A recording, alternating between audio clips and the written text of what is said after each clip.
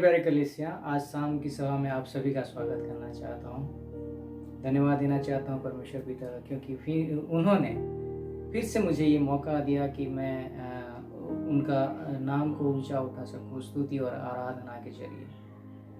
कलीसिया, आज शाम की सभा में आपको ये बताना चाहता हूँ कि सारे जगत में आज ये जो सप्ताह है परमेश्वर का जन्म तिथि के रूप से मनाया जा रहा है और सारे लोग खुशियाँ मना रहे हैं, तो क्यों ना हम भी उस खुशी में शामिल हो जाएं। और आइए परमेश्वर का स्तुति और आराधना करने से पहले मैं आपके लिए वचन से कुछ पढ़ता हूँ। और वचन में ऐसा लिखा जाता है कि हे जाति जाति के सब लोगों यहोवा की स्तुति करो, हे राज्य राज्य के सब लोगों यहोवा की प्रशंसा करो, क्योंकि उसकी करुणा हमारे ऊपर प्रबल हुई है और यहोवा की सच्चाई सदा की है। यहाँ की स्तुति करो। ये प्रभु ये वचन पर हम सभी को आशीष प्रदान करे। तो आइए हम स्तुति और आराधना करने से पहले प्रार्थना करते हैं। आइए हम प्रार्थना करते हैं। धन्यवाद देते हैं परमेश्वर, धन्यवाद देते पिता, क्योंकि तू महान है परमेश्वर, तू राजाओं का राजा है परमेश्वर। तूने हम सभी को बहुत सारी तकलीफ से, मुश्किलों से बचा के ये मौका दिया कि तेरे नाम को हम जय जयकार कर सके, तेरा स्तुति और आराधना कर सके परमेश्वर। हे पिता, जब हम ये शाम की सभा में तेरा स्तुति और आराधना कर रहे हैं परमेश्वर, तू हम सभी के साथ रहे, तेरी उपस्थिति हम सभी के साथ होने दे परमेश्वर। तू हमारे मुखों को खोल ताकि हम तेरा जो नाम है उसको अपने दिल से ऊंचा उठा सके परमेश्वर। तेरी पवित्र उपस्थिति हम सभी के साथ होने दे परमेश्वर। धन्यवाद देते हैं, धन्यवाद।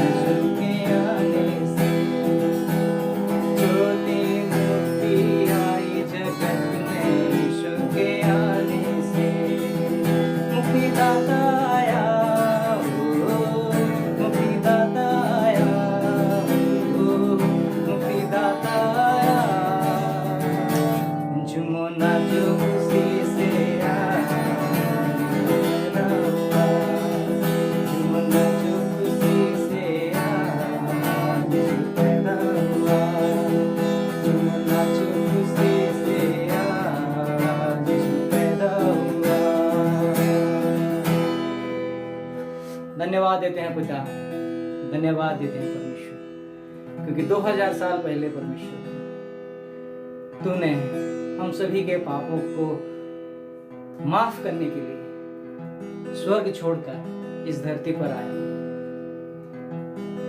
तेरा प्यार बहुत महान है परमेश्वर, धन्यवाद देते हैं परमेश्वर, धन्यवाद देते हैं इस प्यार के लिए। हम तेरे नाम को धन्यवाद देते हैं परमेश्वर।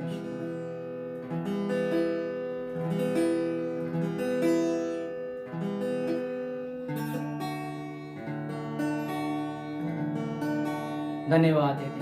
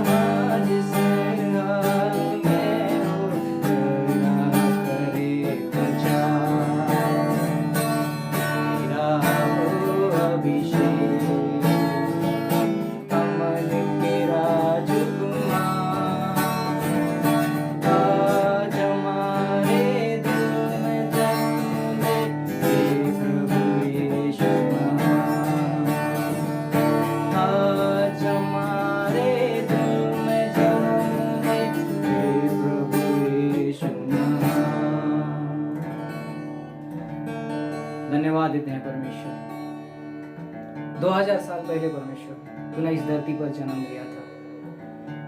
हे परमेश्वर, आज शाम की सभा में हम तुझे आमंत्रित करते हैं परमेश्वर, तू हमारे दिलों में आज जन्म ले परमेश्वर, ताकि हम तेरा जो सुसमाचार है हम सारे जहां को बता सके परमेश्वर। धन्यवाद देते हैं परमेश्वर, धन्यवाद देते हैं पिता।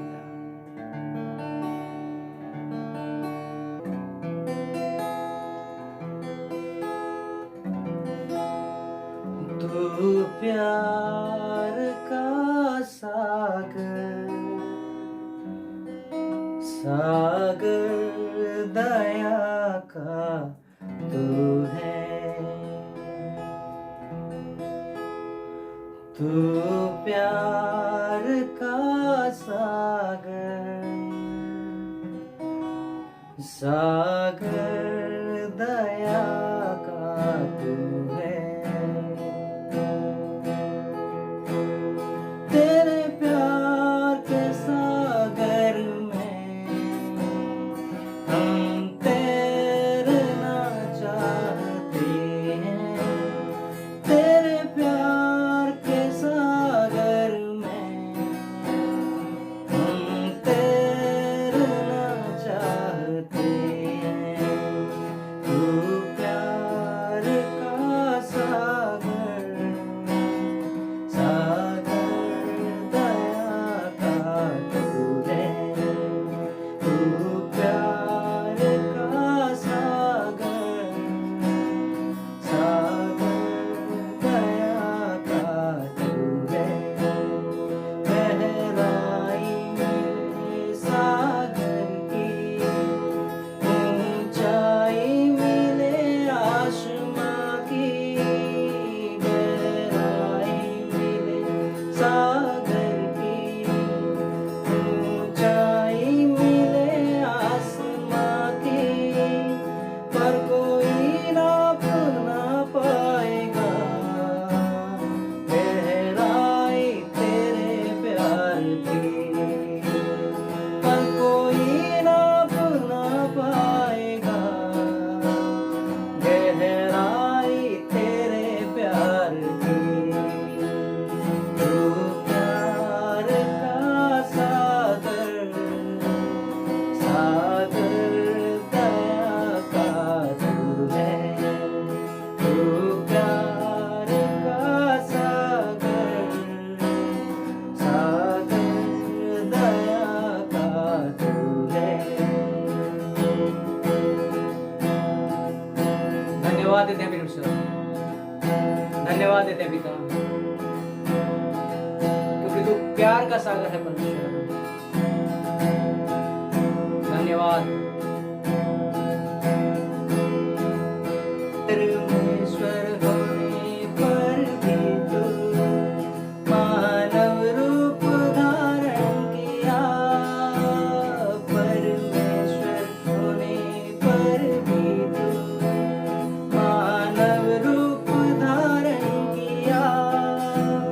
प्रभु तेरे इसी प्यार ने हमको दीवाना बनाया। प्रभु तेरे इसी प्यार ने हमको दीवाना बनाया। तू प्यार का सागर, सागर दया का तू है। तू प्यार का सागर, सागर दया का तू है। तू प्यार का सागर, सागर दया का तू है।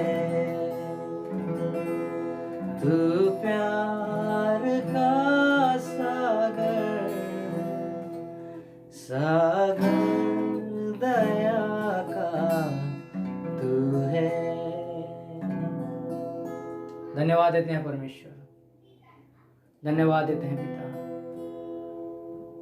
तूने तेरे वचन में लिखा है परमेश्वर, तूने इस जगत से इतना प्यार किया परमेश्वर, कि तूने अपना इकलौता बेटे को हम सभी के लिए दिया परमेश्वर, ताकि उसके जरिए हमको मुक्ति मिल सके परमेश्वर। धन्यवाद देते हैं परमेश्वर, तेरा जैसा प्यार किसी ने नहीं किया परमेश्वर, ना कोई कर सकता है परमेश्वर। धन्यवाद देते हैं परमेश्वर, धन्यवाद देते हैं पिता। हे पिता, ये शाम की सभा में तो हम सभी के साथ रहे परमेश्वर। आगे का जो वचन हम सुनने वाले हैं परमेश्वर, तो ये वचन के जरिए हम सभी को आशीषित कर परमेश्वर। हे पिता, आगे का सारा समय हम तेरे हाथों में सौंपते हैं। ये छोटी सी दुआ तेरे मीठे और प्यारे नाम से मांगते हैं, सुन और कबूल कर, आमीन। कलेसिया शलोम और बीते हुए बड़े दिन की शुभकामनाएं। आइए, हम आज प्रभु ने हमें उसके चरणों में इकट्ठा किया है और उसके वचन के द्वारा आज वो हमसे क्या बातें करना चाहता है, आज हम समझने की कोशिश करेंगे। आइए, संदेश को जाने से पहले प्रभु की ओर देखेंगे, प्रभु और उसकी सहायता मांगेंगे। और याद दिलाना चाहता हूँ कि संदेश के बाद में हम प्रभु भोज में भी भाग लेने वाले हैं, तो हम तैयारी अपने आप को तैयार करें। आइए हम प्रार्थना करते हैं। प्यारे पिता परमेश्वर, धन्यवाद देते हैं आज के इस शुभ अवसर के लिए जो तूने हमारे जीवन में दिया है। प्यारे पिता, पूरे साल भर तू हमारे संग रहा, जैसे कि तेरा नाम तूने बताया इमैनुअल, हमारे संग परमेश्वर। हाँ प्रभु, तू हमारे संग था, हमारे अच्छे दिन में, हमारे बुरे दिन में, हमारे कठिन समय में, हमारी बीमारी में, हमारी सारी परिस्थिति में तूने हमें छोड़ा नहीं, हमारे साथ में तू रहा। और विशेष करके प्यारे पिता परमेश्वर, सारा जगत कोविड के परिस्थिति से जा रहा है, गुजर रहा है, और तूने हमें संभाला, हमारी सुरक्षा दी। हम तुझे धन्यवाद देते हैं, तेरी स्तुति करते हैं। और आज अब इस समय हम अपने आप को तेरे हवाले करते हैं। प्यारे पिता परमेश्वर, तू हमें हमसे आज बातें कर, जो तू हमें सिखाना चाहता है हम सुनने के लिए तैयार है। प्यारे पिता परमेश्वर, मैं अपने आप को भी तेरे हवाले करता हूँ, तू मुझे अपने वश में ले, ताकि तेरे वचन सुनाने में मैं तेरा अनुग्रह मुझे दे। मांगता हूँ उद्धार करता प्रभु यीशु मसीह के नाम से, सुन और ग्रहण कर, आमीन। आज का अच्छा दिन है ना, बड़ा दिन आपने धूमधाम से खुशियां से मनाया होगा।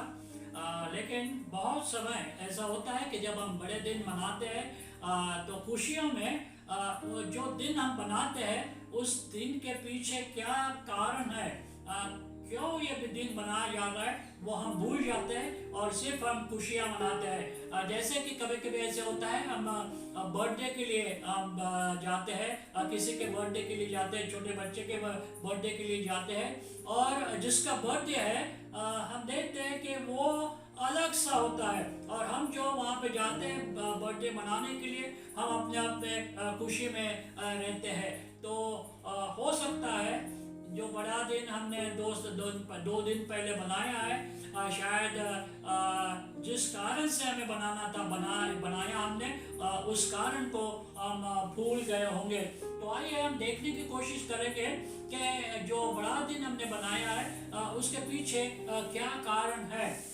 तो पहले हम वचन की ओर जाते, जो हमें 2 करंथियों की पौलुस की करंथियों की कलीसिया को जो दूसरी पत्री उसने लिखा, उसके 9वें अध्याय में 2 करंथियों 9 और 15 में हमें ये वचन पाता है, परमेश्वर का वचन, ये पौलुस के द्वारा जो उस करंथियों की मंडली को दिया गया था, उसमें कहा गया है कि परमेश्वर को उसके उस दान के लिए जो वर्णन से बाहर है धन्यवाद हो। परमेश्वर का उसके उस दान के लिए जो वर्णन से बाहर है उसका धन्यवाद हो। हाँ, जो परमेश्वर ने हमें दान दिया है, प्रभु यीशु मसीह, उसका एकलौता बेटा, वो बहुत ही अमूल्य ऐसा दान हमें दिया है, और वो वर्णन से बाहर है। उसका वर्णन करने के लिए हमारे पास में शब्द नहीं है।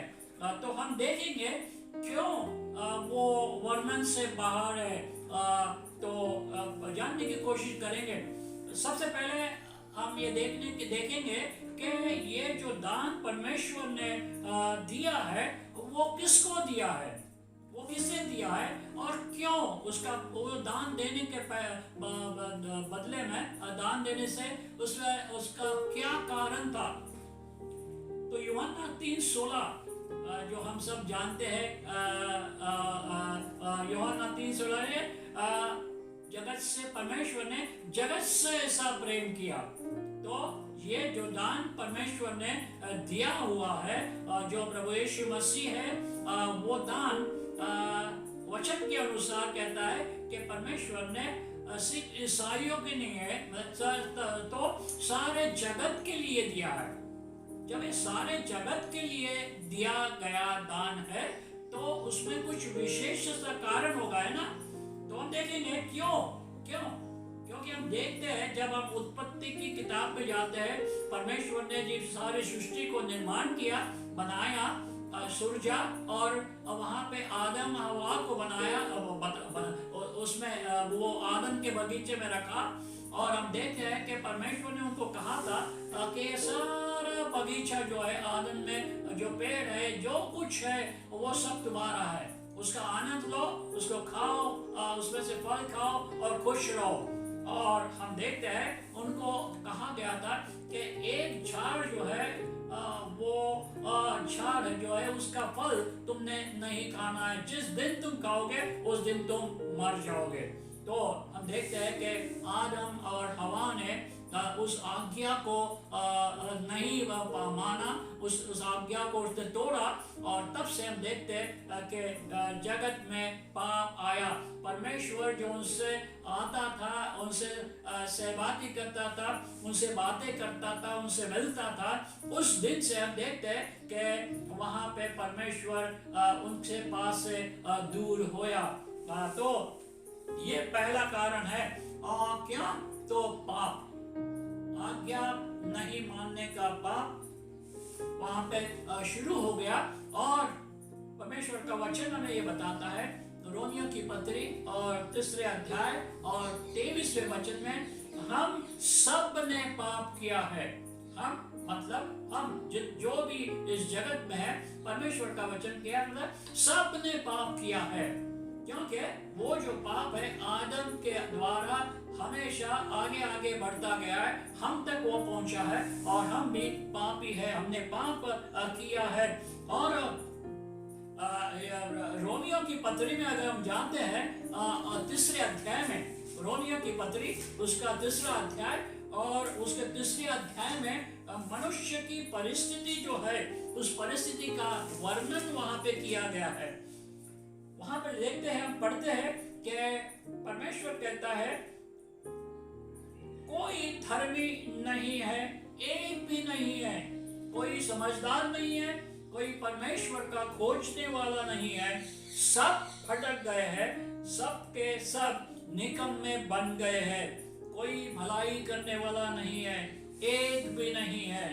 उसका गला खुली हुई कब्र है, उन्होंने अपने जीवों से छल किया, उनके ओठों में सांपों का विष है, उनका मुंह आग कड़वाहट से भरा है, उनकी पांव लहू बहाने के फुटती है, उनके मार्गों में नाश और क्लेश है, उन्होंने कुशल मार्ग नहीं जाना, उनके आंखों के सामने परमेश्वर का भय नहीं है। इतनी ये ऐसी हालत मनुष्य की थी। और परमेश्वर जो प्रेमी है वो नहीं चाहता था कि परमेश्वर वो ये खोया हुआ मनुष्य जो पाप के कारण शैतान के लिए जो नरक बनाया है वो उसमें ना जाए। और प्रेमी होने के नाते वो सह नहीं सका था ये बुराई परमेश्वर के लोगों की। और इसलिए हम देखते हैं कि उसने कहा है परमेश्वर के वचन में, रोमियो की पत्री 6 अध्याय और उसके 23वें वचन में, पाप की मजदूरी मौत है। पाप की मजदूरी मौत है, और मौत मतलब नरक। जो जिसे कहा है कि झील है, आंख की झील है, वो आंख की झील पाप के कारण जो कबूल नहीं करता है या क्षमा नहीं मांगता है, उसके लिए शैतान के लिए जो बनाया है वहां पे वो जाएगा। और इसीलिए इसी कारण से हम देखते हैं कि परमेश्वर ने अपने एकलौते पुत्र को, जिसे वचन में कहा गया है कि वो वर्णन से बाहर है, उसे इस जगत में भेजा। और कारण हम देखेंगे और क्या क्या कारण था आने के पहले, और या उसके आने से इस मनुष्य ने या हमने क्या पाया है। पहले बस हम देखते हैं कि वो पाप की मजदूरी जो मृत्यु है,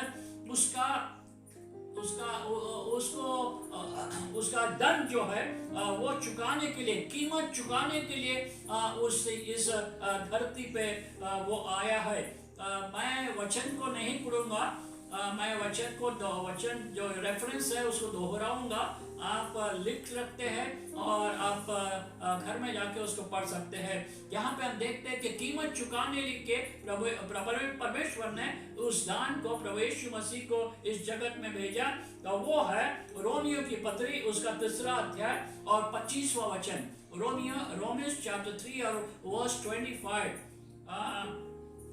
और फिर आगे आप देखते हैं कि दूसरा कारण जो है कि परमेश्वर को प्रकट करने के लिए, परमेश्वर को यूहन्ना रचित सुसमाचार उसके 1 अध्याय में आप देखते हैं कि परमेश्वर को किसी ने नहीं देखा था और परमेश्वर को प्रकट करने की जरूरत थी, क्योंकि लोग जो है जो उससे दूर हुए, वो उसे जाने, वो कैसा है, वो क्या करता है, वो उससे प्रेमी है, ये सब जानने के लिए परमेश्वर ने क्या किया, अपने बेटे को इस जगत में भेजा है।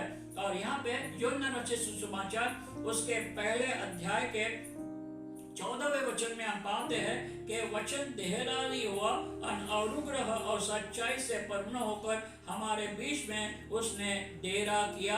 और 18वें वचन में लिखा है, क्यों कि परमेश्वर को किसी ने कभी नहीं देखा, एकलौता पुत्र जो पिता की गोद में था, उसने उसे प्रकट किया। तो परमेश्वर को प्रकट करने के लिए जिस परमेश्वर को, जो परमेश्वर दयालु है, जिस परमेश्वर ने बड़ा दान, श्रेष्ठ दान, वर्णन से बाहर हुआ दान इस जगत के लिए दिया, उसको जानने के लिए प्रभु यीशु अपने बेटे को भेजा। तो आगे देते और एक कारण है, तीसरा कारण है जो हमें लूका रचित सुसमाचार 19वें अध्याय के 10वें पद में हम पाते हैं। ये मनुष्य जो है अपनी हालत से, अपनी पाप से, अपने कर्म से परमेश्वर से दूर गया, अपने मार्ग को वो भूल गया और भटक गया। परमेश्वर का वचन यशायाह नबी की किताब में लिखा है कि हम सब भटक गए थे, अपना मार्ग है हम भूल गए थे। तो यहाँ पे लिखा है कि परमेश्वर कहता है कि खोए हुए को ढूंढने के लिए और उनका उद्धार करने के लिए उसने अपने बेटे को, इस दान को इस जगत में दिया। तो बड़े दिन को जब हम मना रहे थे, हमें इस चीज को याद जरूर करना था या करना है। तो ये बातें हम देखिए, क्योंकि वो परमेश्वर ने अपने दान को यहाँ पे भेजा है।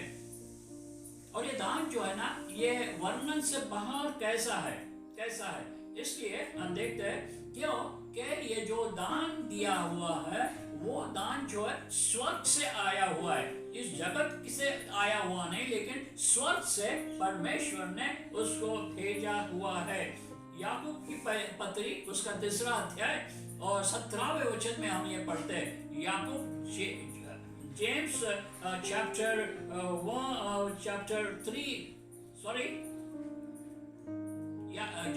3 वर्स 17, याकूब की पत्री उसका 3 अध्याय और 17वें वचन में हम ये पढ़ते हैं कि ये दान जो है ये स्वर्गीय दान है। वहां पे वचन में लिखा है कि ऊपर से जो दान आता है वो पवित्र होता है।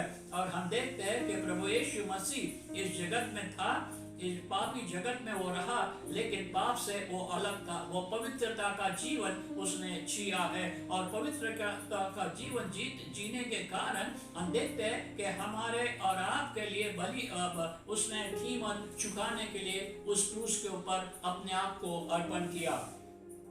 दूसरी बात हम देखते हैं इफिसियों की पत्री उसके पहले अध्याय के 7वें वचन में हम पढ़ते हैं। Ephesians chapter 1 and verse 7।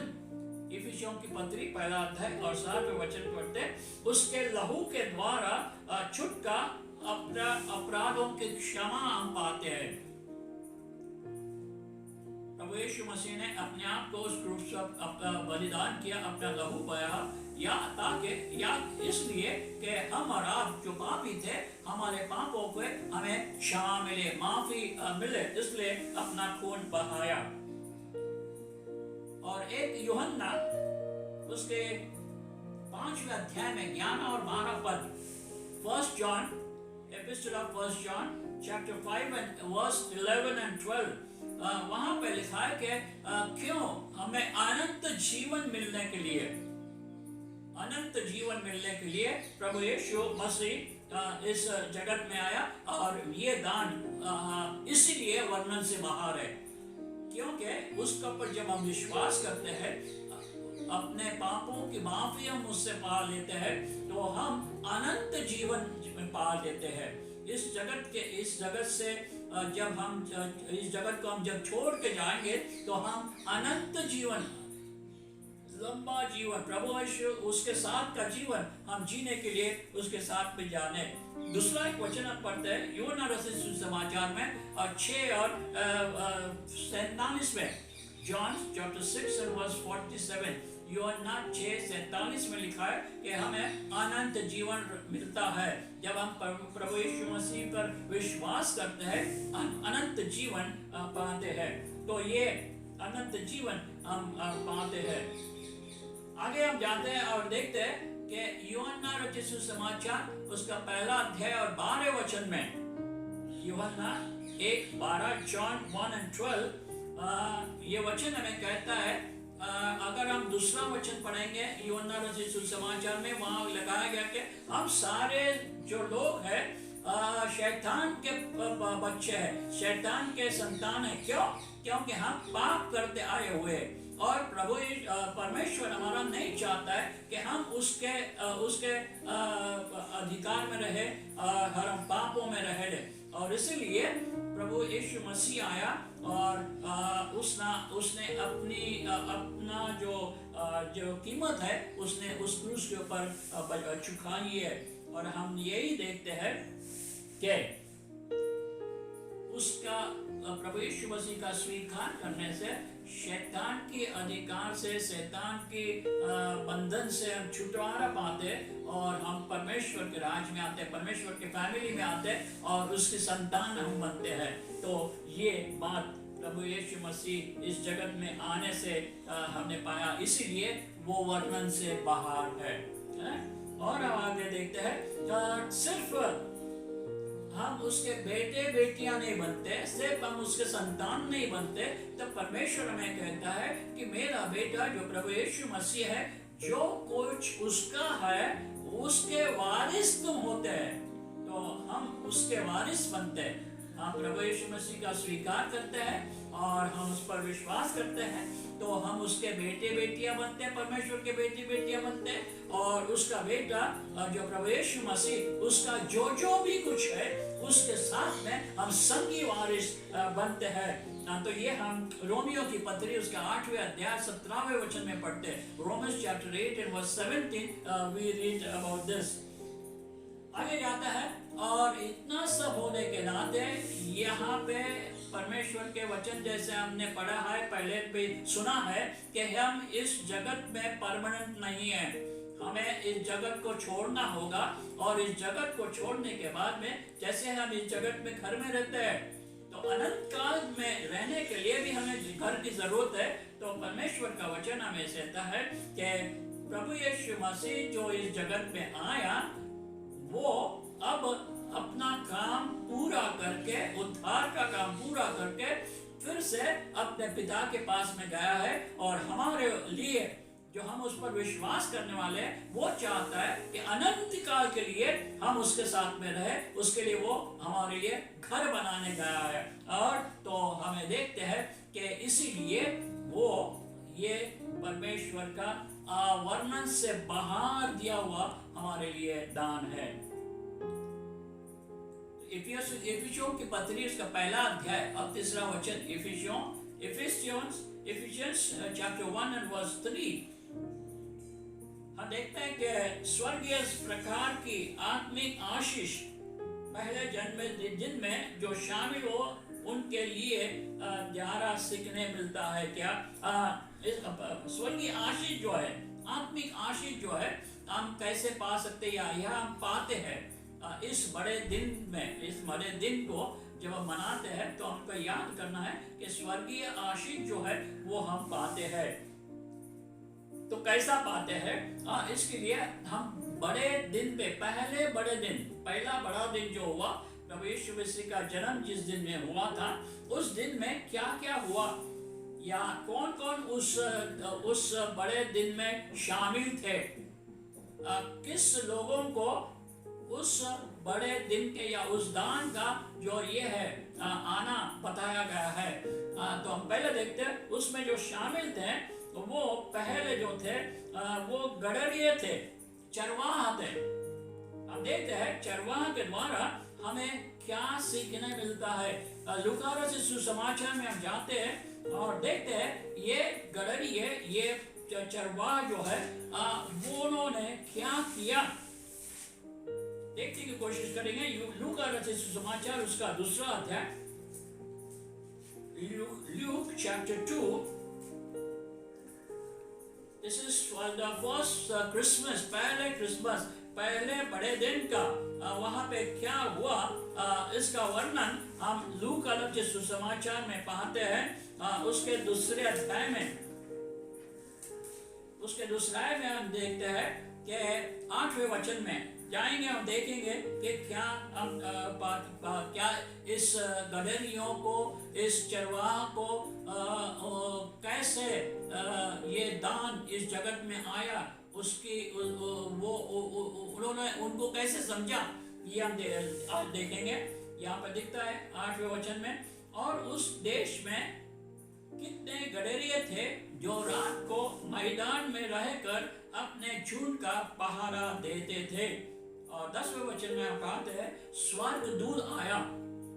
अब यहाँ पे हम देखते हैं कि किसी लोगों ने, जगत के लोगों ने यहाँ पे आके उनको सुसमाचार या समाचार नहीं बताया, लेकिन परमेश्वर ने अपने दूतों को वहां पे भेजा। और किसको भेजा, किसके लिए भेजा, किसके पास में भेजा? तो जो चरवाहा थे। और उन दिनों में अगर हम देखेंगे तो उन दिनों में ये जो चरवाहा थे उनका, और जो लोग थे, तमाम लोग थे समाज के, उनसे उनका संबंध ज्यादा नहीं था। ये हमेशा बाहर रहते थे। और इनको जो फेस्टिवल्स होते थे, वो बड़ा दिन होता था, जो मंदिर के ये जो प्रोग्राम्स होते थे, वहाँ पे वो शामिल नहीं हो सकते थे, समाज से वो दूर रहते थे, गरीब थे। और यहाँ पे हम देखते हैं कि ऐसे लोगों को परमेश्वर ने अपने उस वर्णन से बाहर जो हेत ध्यान जो जगत के लिए दिया, उसका संदेश जो है वो पहले इन गरीबों को दिया गया है।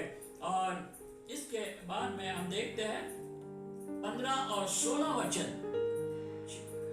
लूक चैप्टर 2 15 and 16 वर्स, वहां पे लिखा है, जब स्वर्गदूत के पास से चले गए तो गडरियों ने अपने आप से कहा, आओ हम बेथलेहम में जाकर यह बात जो हुई है और जिसे प्रभु ने हमें बताया है देखे। और यहाँ पे बहुत एक गहरी बात हमारे लिए है, जो हमें ध्यान देना है, जिसे शायद हमने कभी ध्यान नहीं दिया है। वहाँ पे बताया गया है कि 10वें वचन में, तब स्वर्गदूत ने उनसे कहा, मत डरो, क्योंकि देखो मैं तुम्हें बड़े आनंद का समाचार सुनाता हूँ जो सब लोगों के लिए है।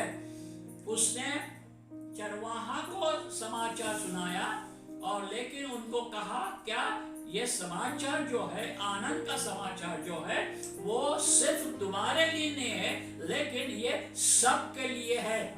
तो प्यारे भाइयों और बहनों, कलीसिया, हमने इस समाचार को सुना है ना कि प्रभु यीशु मसीह उद्धार करने के लिए इस जगत में आए थे। हमने सुना है ना। तो लेकिन परमेश्वर के वचन के अनुसार इस चरवाहों को परमेश्वर ने बताया कि ये समाचार जो है सिर्फ तुम्हारे लिए नहीं है, तुम के क्या के सबके लिए है। तो ये चरवाहे जो थे उन्होंने ये सुना और 15वें वचन में कहता है कि उन्होंने आपस में चर्चा किए, आपस में अपने बात किए और उन्होंने देखा, उन्होंने कहा चलो हमने जो सुना है वो जाकर हम देखें क्या यह सच है। और हम देखते हैं कि वो गए और जिस प्रभु ने हमें यह बताया है उसे हम देखे। 16 वचन में देखते, और उन्होंने तुरंत जाकर मरियम और यूसुफ को अपने चरनी में उस बालक को पड़ा देखा। तो हम देखते हैं कि उन्होंने क्या किया, जो सुना उन्होंने क्या किया, तुरंत वो रुके नहीं है, उन्होंने तुरंत वो गए और उन्होंने क्या किया, उन्होंने पाया, उन्होंने जो सुना और वो उन्होंने देखा, अपनी आंखों से उन्होंने देखा और सच्चाई उन्हें समझ गई कि ये प्रभु ने हमें जो संदेशा दिया है वो सच है। और आगे हम पढ़ते हैं, आगे के वचन में हम 17 और 18 वचन में पढ़ते हैं। वहां पे लिखा है कि इन्हें देखकर उन्होंने वह बात जो इस बालक के विषय में उसने कही गई थी प्रकट की। और 18 वचन कहता है कि अब सब सुनने वालों ने उन बातों से जो गदरे ने उससे की उसका आश्चर्य किया। तो हम देखते हैं कि चरवाहा उन्होंने सुना, उन्होंने क्या किया, तय किया, वो दौड़ के वहां पर गए और उसने सच्चाई जाना और सच्चाई जान के जैसे कि उनको कहा गया था ये समाचार सिर्फ तुम्हारे लिए नहीं सबके लिए है, उन्होंने आज्ञा का पालन किया। उन्होंने उस मैसेज को, उस संदेश को उसने क्या किया, माना और उन्होंने जाकर जो उन्होंने देखा, जो उन्होंने सुना और आपने आंख से देखा, वो लोगों को जाके उन्होंने बताया। अब जब लोगों को जाके उसने बताया तो वचन में यहाँ पे गया है उनको आश्चर्य लगा। हाँ मेरे प्यारे भाइयों और बहनों, कलीसिया, आज बहुत सारे लोग हैं जो मसीह को जानते नहीं है। प्रभु यीशु मसीह इस जगत में आया किस लिए आया वो जानते नहीं। भले उन्होंने बड़ा दिन मनाया होगा, खुशियां मनाए होंगे, खाया होगा, पिया होगा, बहुत कुछ चीजें उन्होंने की, लेकिन उन्होंने इस सच को नहीं जाना होगा कि वो उनके पापों को क्षमा करने के लिए, उन्हें आनंद को, खुशियां और शांति देने के लिए इस सच को वो नहीं जानते हैं। आज परमेश्वर के वचन के द्वारा, इस गडोरों के द्वारा, इस चरवाहों के द्वारा आज परमेश्वर हमसे बातें करता है कि सिर्फ तुम्हारे लिए सुसमाचार नहीं है, सबके लिए है। और इसीलिए प्यारे भाई और बहनों, हमें जाना है और हमें बताना है और हमें क्या करना है, हमें लोगों को जाके सच्चाई बताना है। 20वें वचन में हम आगे बढ़ते, क्या लिखा है कि और गडोरियों ने जैसा उनसे कहा गया था वैसा ही सुनकर और देखकर परमेश्वर की महिमा और स्तुति करते हुए वो लौट गए। तो ये हमारे जीवन में होना है। जब हम सच्चाई को जानते हैं, जब परमेश्वर का वचन हमसे बातें करता है और हम उसको जानते हैं, तो हमें क्या करना है, खुश होना है, परमेश्वर की महिमा करना है, उसकी स्तुति हमें करना है। सिर्फ बड़े दिन में हमें खुशियाँ मतलब खाने पीने में खुश नहीं होना है, लेकिन परमेश्वर की महिमा करने में हमें अपना दिन बिताना है। तो ये बात हम ये गडरिया को द्वारा हम सीखते हैं। दूसरा ये एक दूसरे एक लोग थे जिन्होंने इस दान को जिन्होंने देखा या उन्होंने पाया, उसके बारे में हम मत्ती रचित सुसमाचार में पढ़ते हैं। मत्ती रचित सुसमाचार उसके दूसरे अध्याय में, और वो थे ज्ञानी लोग, ज्योतिषी लोग। वहाँ पे बाइबल में या हिंदी बाइबल में लिखा है ज्योतिषियों का आगमन। ज्योतिषी थे, वो ज्योतिषी वो पढ़े लिखे थे, वो ज्ञानी लोग थे। और इस ज्ञानी लोग ने जो आसमान के तारे थे, वो तारों का वो पढ़ाई करते थे, वो सीखते थे, खोजते थे ये तारा क्या है, कैसा है ये। और उन्होंने जब खोज रहे थे तो हम देखते कि उन्होंने आसमान के ऊपर एक अद्भुत सा तारा, एक अलग ऐसा तारा देखा जो उन्होंने बता रहा था कि किसी राजा का जन्म हुआ है। तो हम देखते हैं लूक मत्ती रचित सुसमाचार मैथ्यू चैप्टर 2 और वर्स 1। हेरोद राजा के दिनों में सब जब यहूदियों के बेथलेहम में यीशु का जन्म हुआ, तो पूर्व से कई ज्योतिषी यरूशलेम में आकर पूछने लगे, यहूदियों का राजा जिसका जन्म हुआ है वो कहाँ है। यहाँ पे मैं आपसे सवाल पूछना चाहता हूँ, क्या आप अभी तक क्या समझते थे या क्या जानते थे कि कितने ज्योतिषी वहाँ पे पूरब देश से निकले जब मैं छोटा था? और अभी तक बड़े होने तनाते भी संडे स्कूल में जाते थे और वो ड्रामा बनाते थे। उसमें तो हम कितने मंजूसी देखते थे? 3 मंजूसी, 3 ग्याली। और परमेश्वर का वचन यहाँ पे लिखा है कि कई ज्योतिषी, नंबर नहीं लिखा है 1 2 3 4 5 6 नहीं है, कई ज्योतिषी। और हम जो है अपने ज्ञान के अनुसार, हम समझ के अनुसार हम क्या बोलते हैं? 3 ज्योतिषी, 3 ज्ञानी लोग। क्यों? क्योंकि उन्होंने अपने ज्ञान जो भेंटें चढ़ाई वो 3 भेंटें थी, सोना, ऊद और लोबान, तो 3। तो हमें ऐसा लगता है कि 3 लोगों ने, एक ने सोना दिया, एक ने लोबान दिया और एक ने गंधरस दिया। तो हमें ऐसा लगता है कि ये 3 लोग थे, लेकिन परमेश्वर का वचन हमें कहता है कि इस सच्चाई को हम जाने कि 3 नहीं थे, लेकिन कई ज्ञानी वहां पे आए थे। आगे हम देखते हैं कि उन्होंने कैसे गलती की। उन्होंने देखा, समझा कि एक तारा जो आकाश में वो अद्भुत ऐसा है जो एक राजा को जन्म दिखाता है, लेकिन हम देखते हैं कि अपने ज्ञान के अनुसार वो गलत बेटे, वो तारे के पीछे पीछे वो जा रहे थे, लेकिन उन्होंने क्या किया? अपना ज्ञान का इस्तेमाल किया। अपने ज्ञान के अनुसार उन्होंने कहा तो बरोबर है कि राजा का जन्म कहाँ होगा? राजमहल में ही होगा, है ना?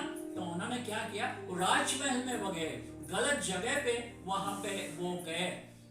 और हम देखे कि क्या हो गया? उनके गलती से बहुत बड़ा नुकसान हुआ।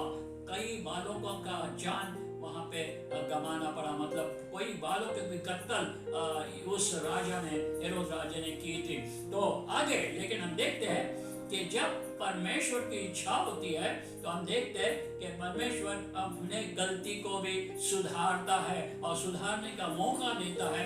तो हम देखते हैं कि परमेश्वर ने क्या किया? उस तारे को फिर से उनके सामने वो ले आया, फिर से वो तारे को उनके सामने ले आया।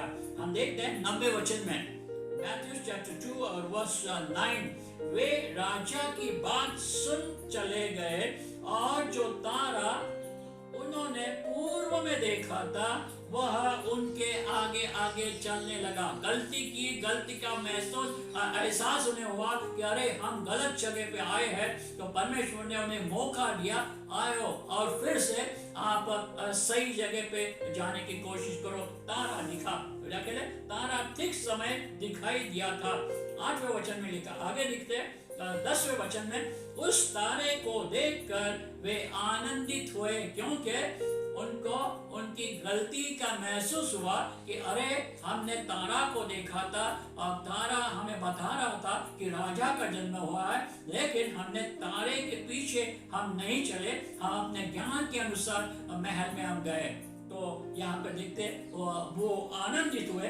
11वें वचन लिखा है कि उन्होंने उस घर में पहुंचकर उस बालक को उसकी माता मरियम के साथ देखा और मुंह के बल गिरकर बालक को प्रणाम किया और अपना अपना थैला खोलकर सोना और लोबान और गंधरस की भेंट चढ़ाई। उन्होंने वचन यहाँ में यह नहीं बताता यहाँ पे कि एक ने अपना सोना खोला और उस एक ने अपना क्या किया, सोना दिया, और दूसरे ने खोला गंधरस दिया, तो ये लोबान दिया, लेकिन ऐसा नहीं है। उन्होंने कहा, वचन क्या में क्या है, उन्होंने अपना अपना थैला खोलकर सोना और लोबान और गंधरस दिया।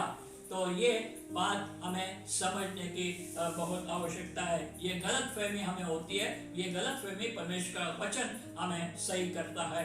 और हमने यहाँ पे देखते हैं कि उन्होंने क्या किया, आनंद, उन्हें बहुत आनंद हो गया। गलती का महसूस करते सच्चाई के अनुसार वो आगे आगे बढ़े, तो उन्होंने क्या किया, जिसके खोज में थे उन्होंने उसे पाया।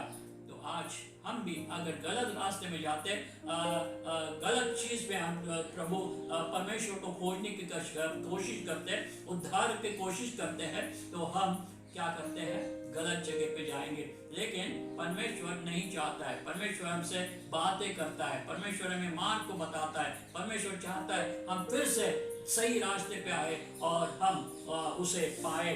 आगे हम देखते हैं 12वें वचन में, तब स्वप्न में यह चेतावनी हुई कि हेरोद के पास फिर से न जाना। वो दूसरे मार्ग पे, यहाँ पे हम देखते हैं परमेश्वर ने उनसे बातें की और उनसे बताया कि तुमने जो गलती की, उस गलती का बहुत बड़ा नतीजा होने वाला है, और इसलिए तुम क्या करो कि तुम जिस मार्ग पे आए, जो इसने तुम्हें बताया है कि तुम उस हेरोद के पास में मत जाओ, क्योंकि अगर तुम हेरोद के पास में जाएगा तो जिस दान का, जिसका जन्म हुआ है, वो क्या है, वो उसको बहुत तकलीफ होगी या उसको मारा जाएगा। और इसीलिए हम देखते हैं कि उन्होंने क्या उस परमेश्वर के वचन को या परमेश्वर के संदेश को उन्होंने माना, और उसने क्या किया, अपने मार्ग को बदलकर अपने घर में गए। जो प्यारे भाइयों और बहनों, कलीसिया, हम अगर अपने गलत मार्ग से हम हट गए हैं, तो प्रभु चाहता है हम उसके मार्ग पे अपने मार्ग को बदल के फिर से हम जिस मार्ग में है, जो मार्ग हमें अपने घर में, जो मार्ग उनको उनके घर देश में ले जा रहा था, उस मार्ग में उसने बदल कर उस मार्ग पे वो जहाँ वो जाने चाहते थे वहाँ गए। और प्रभु हमसे यही चाहता था, अगर आज हम गलत मार्ग में है, अपने मार्ग को बदल कर हम जिस मार्ग में, जो मार्ग हमें अपने घर में, स्वर्गीय घर में, उद्धार के घर में, उद्धारक के जगह में हमें पहुँचाता है, वो हमें जाना है। तो प्रभु करे इस वचन के द्वारा हमें आशीष पाए। आइए हम प्रार्थना करते हैं। प्यारे पिता परमेश्वर, इस वचन के लिए हम तुझे धन्यवाद देते हैं उस वर्णन से बाहर जो दान तूने इस जगत को दिया, जिस दान के द्वारा आज हमने सुना है या हमने हमें समझा है कि हम क्या क्या पा सकते हैं। वो दान किस लिए वर्णन से बाहर है। प्यारे पिता परमेश्वर, धन्यवाद देते हैं, तेरी स्तुति करते हैं, जैसे कि चरवाह ने किया, जैसे कि उस ज्ञानी ने किया। आज हमें उनके मुताबिक चलने के लिए तू हमारी सहायता कर, हमें अनुग्रह दे।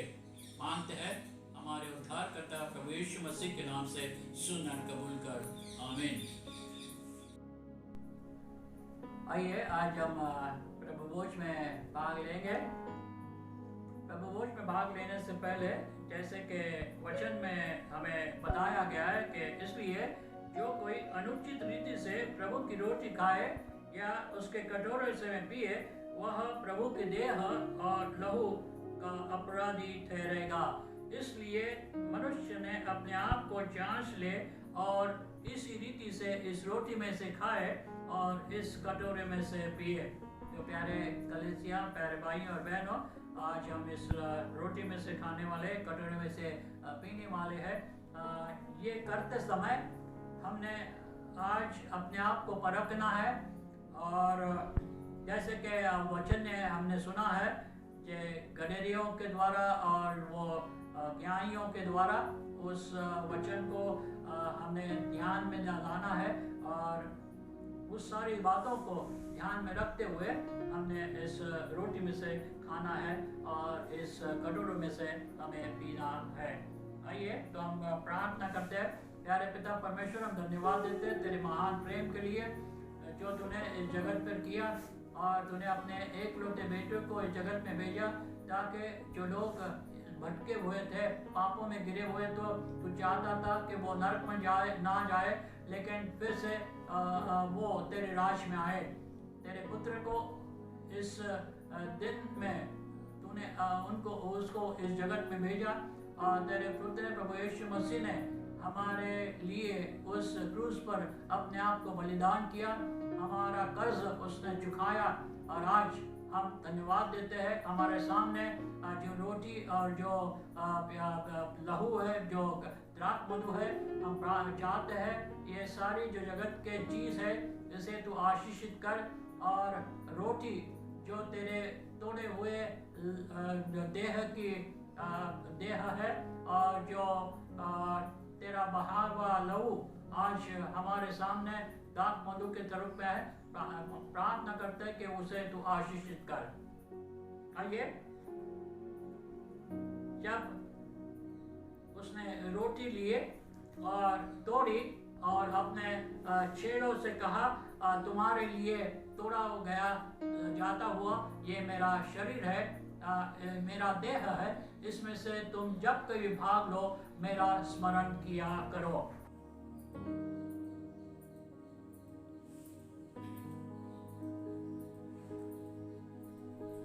इस रीति से उसने बिहार के पीछे कटोरा भी लिया और अपने चेलों को देते हुए कहा, यह कटोरा मेरे लहू में नई वाचा है, जब कभी तुम इसे पियो तो मेरे स्मरण के लिए स्मरण को किया करो। और जब तुम इस रोटी में से खाते हो और इस कटोरे में से पीते हो, मेरे आने के दिन तक मेरा स्मरण किया करो। आमीन। आइए हम अपने आप को हम इस पेले में से या इस कटोरे में से पिए और अपने साथ में जो है उनको भी आप दे सकते हैं।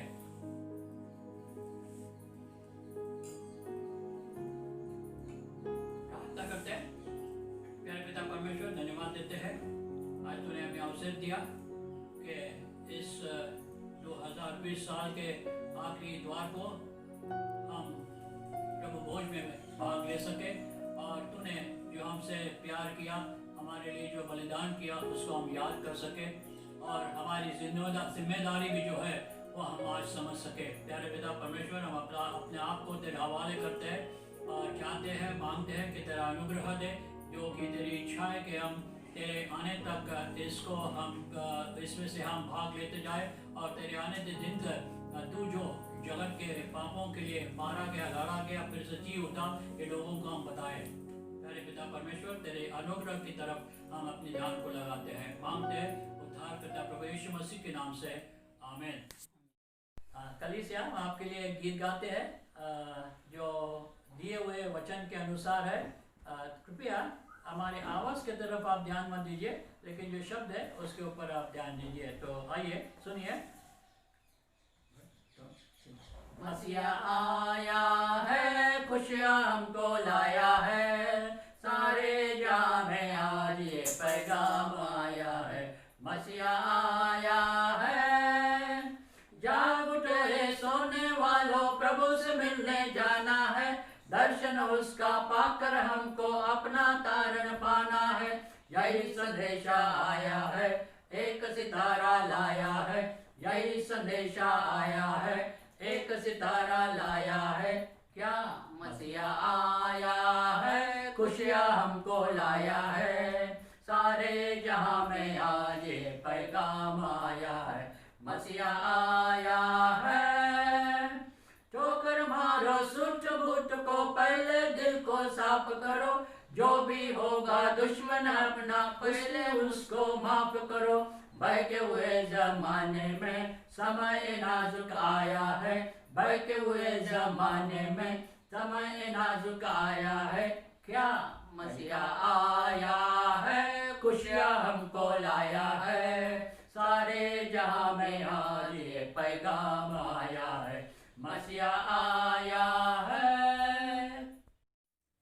अब हमारे पिता परमेश्वर का प्रेम, प्रभु यीशु मसीह जो अपना उद्धारक, उसका अनुग्रह और पवित्र आत्मा की संगति हम जो इस मेज में से भाग लिए हुए और जगत सारे विश्वासियों से आज से उसके आने तक बने रहे।